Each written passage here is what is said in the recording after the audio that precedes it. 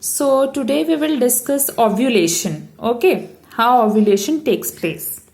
How are the female sex cell produced? How are ova produced?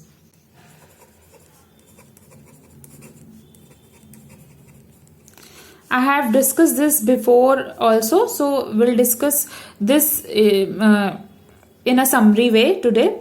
So the female sex cell is a ova. Ova are produced by the epithelial cells of the tubules.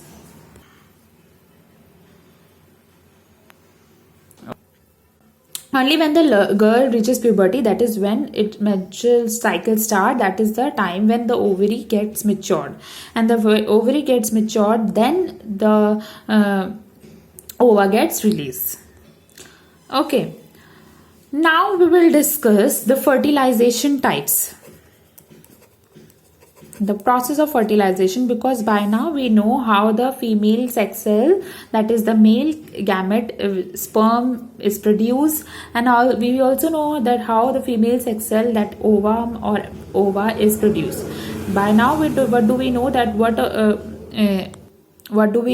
ovum is there in the fallopian tube, and where is the sperm? It is which gets released from the penis into the vagina of the women. So that sperm is in the vagina, released in the vagina, and egg form in the fallopian tube.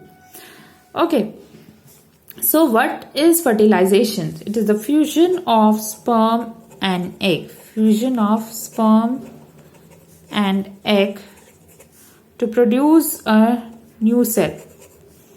It is called fertilization.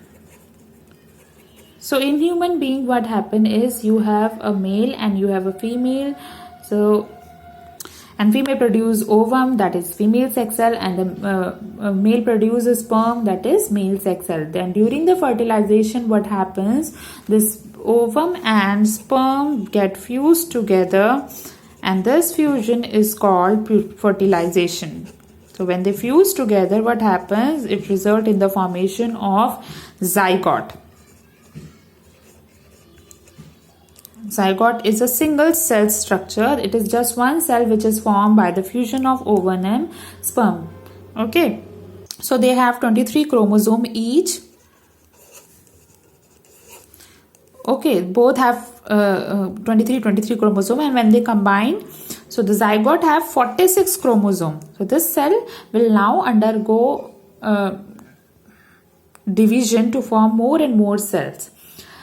Okay, some cell will combine to form tissue, then start forming organs, and that is how the fetus will form, and fetus will gradually develop into a small baby over a period of 9 months. So that is how the zygote develop further in different in the body part of the mother. Okay, and that is how after period of 9 months for the full development of a baby take place, and the baby will be born. So fertilization can also be of various type.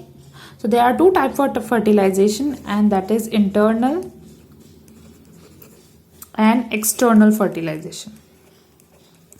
This means the fertilization takes place inside female body.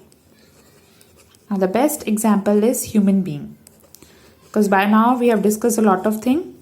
So the exact fusion will take place under the fallopian tube, because the ovum was there, the fallopian because the sperm reached the fallopian tube, and the fusion will take place in the fallopian tube inside the female body. So this is an example of internal fertilization. The other type of fertilization, it happen in another organism. For example, how humans, dogs, cows.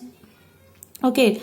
The other type of fertilization is external fertilization. So here the fusion takes place outside the female body.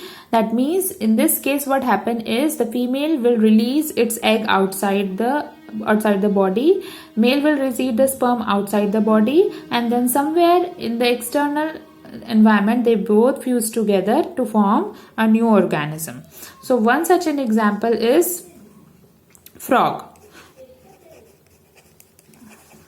Okay, frogs, frog, toads, in all of them fertilization that act is external fertilization, and where water act as a medium where fertilization release into the water. The sperms are also released into the water, and then they both meet and fuse together.